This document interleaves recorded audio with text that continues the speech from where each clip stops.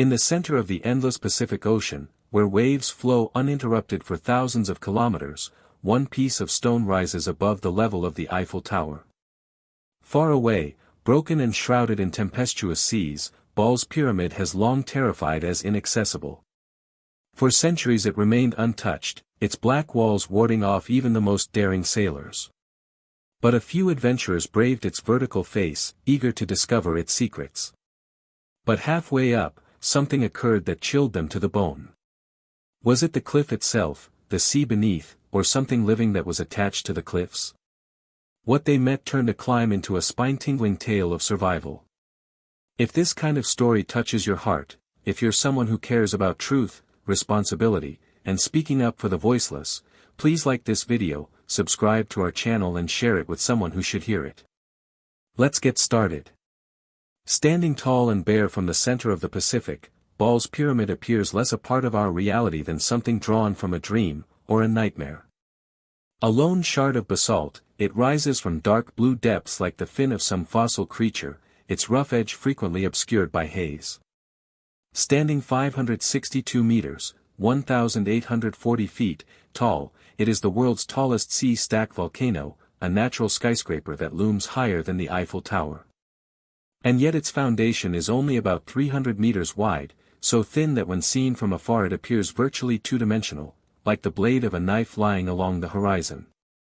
The pyramid is situated 643 kilometers northeast of Sydney, within Australia's Lord Howe Island Marine Park.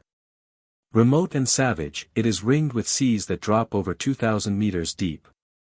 Softened by reefs or sandbars like islands, Baal's pyramid welcomes no gentle slope. Waves conceived in the vast South Pacific crash boldly against its sides, curling over the rock and boiling together in furious spurts. Few boats venture near more than 30 to 50 meters, and even then, commanders anxiously observe as swells risk crashing them against the cliffs. The Spire itself is the weathered remains of a shield volcano, ground down by millennia of storms and waves to leave only its basalt core standing. A huge volcanic island in the past, it has been eroded to this thin spire, time itself carving out a testament to resilience.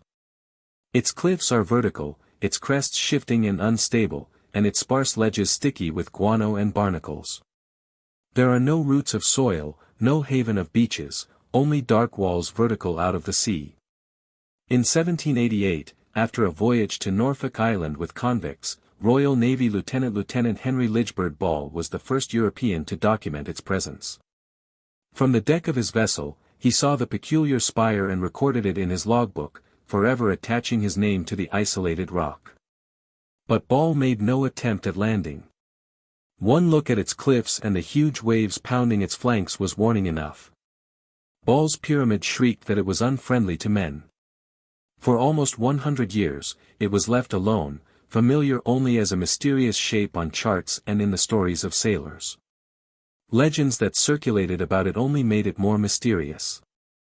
Sailors testified that waves reached so high that sprays soaked their decks even at hundreds of meters distance. They described seabirds breeding in such quantities that their calls resounded across the water like an angry chorus. Others spoke of strange lights flickering in stormy weather, glittering reflections in the surf that seemed to animate the spire. With no one to contradict or support these stories, Baal's pyramid became a legend, a ghost island on the Pacific horizon. No one dared get close for decades. Then, in 1882, Henry Charles Wilkinson, a geologist with New South Wales Department of Mines, set out to verify the legends. On board the survey ship Comet, he and 4 men paddled a dinghy across screaming swells, counting strokes through vertical walls of water. When they arrived at the cliffs, the rock was impossibly smooth, slicked with spray and barnacles. In desperate leaps, they emerged onto a thin ledge and hauled their dinghy to safety. For the first time in recorded history, human feet were on Baal's pyramid. But victory was brief. In 2 hours, the weather shifted. Winds whipped the ocean into a frenzy, and men struggled to escape, rowing desperately out to open water. Nonetheless, Wilkinson's expedition uncovered something important: Baal's pyramid was more than an oddity. Its samples identified it as the basalt core of a long-lost shield volcano, a geological wonder millions of years old. It was the first break in the pyramid's secret, but its risks left it untouched for decades more. For almost 80 years, no one else dared to tread the spire. Ships passing by wrote of its ghostly outline, the thunder of waves booming like thunder through caverns, seagulls turning and turning overhead. It had become a sign of the unattainable. But by the 20th century, climbing equipment was improving. Ropes became stronger, anchors more trustworthy, and a new generation of climbers craved impossible ascents. In 1964, Dick Smith, later an Australian household name, led an expedition to try the top. They fought surf to shore, hauled equipment into a narrow sea cave, and set out to climb. But the rock betrayed them, weathered basalt crumbled away, anchors pulled out, and advance crept along at a glacial pace. They slept in soggy caves, waves booming nearby enough to shutter their refuge. Defeated but unbowed, after days of tussle, they withdrew. Their effort established one thing: Ball's Pyramid was not impossible. The next year, in 1965, climber Bryden Allen organized a well-planned team. They ascended with 600 meters of rope, car batteries for radio communication, and the will to advance where others had retreated. Climbing the dangerous southwest ridge, they anchored ropes, edged along knife-edged ridges, and struggled against crumbling rock. On February 14, Valentine's Day, Allen and his team reached the top. For the first time, humans occupied the summit of Ball's Pyramid. The ascent was vicious, the descent worse, but they succeeded. The pyramid had been beaten, but at a dreadful price. The 1965 climb ignited fixation. Climbers returned soon, each chasing new lines.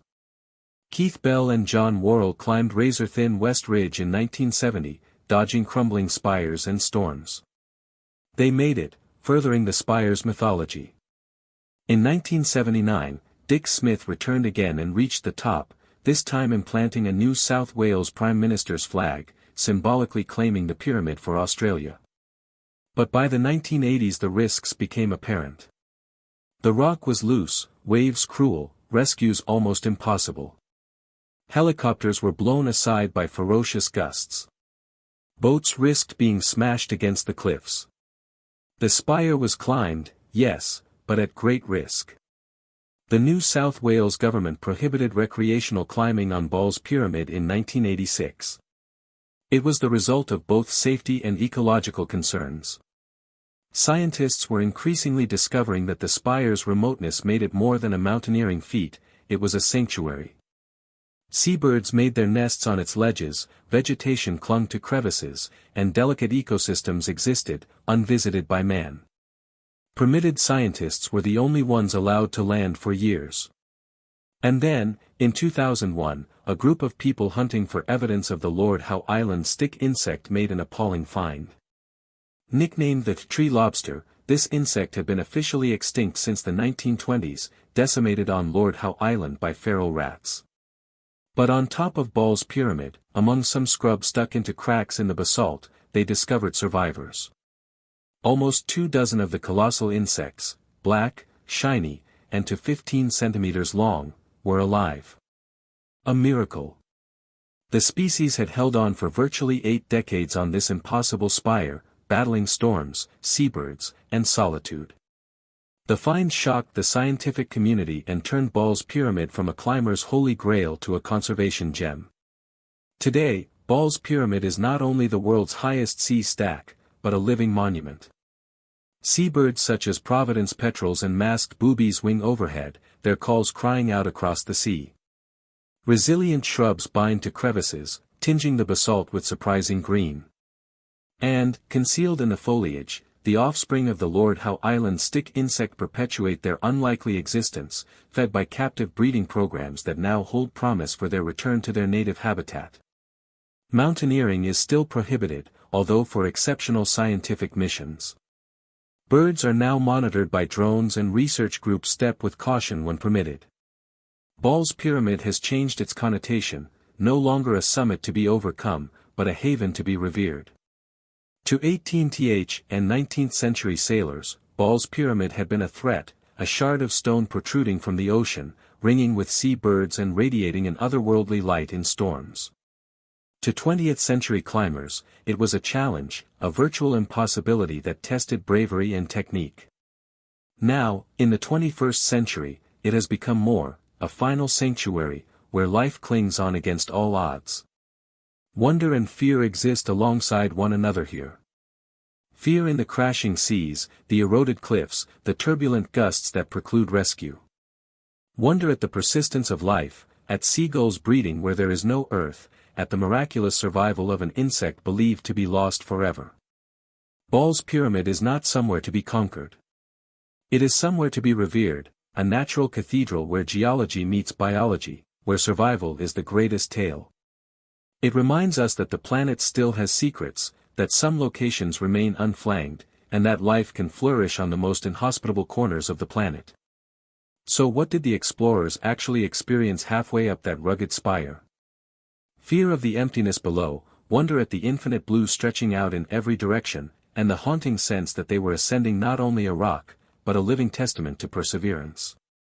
And that, maybe, is Baal's pyramid's best-kept secret, not survival, but the revelation that some marvels are not to be overcome at all.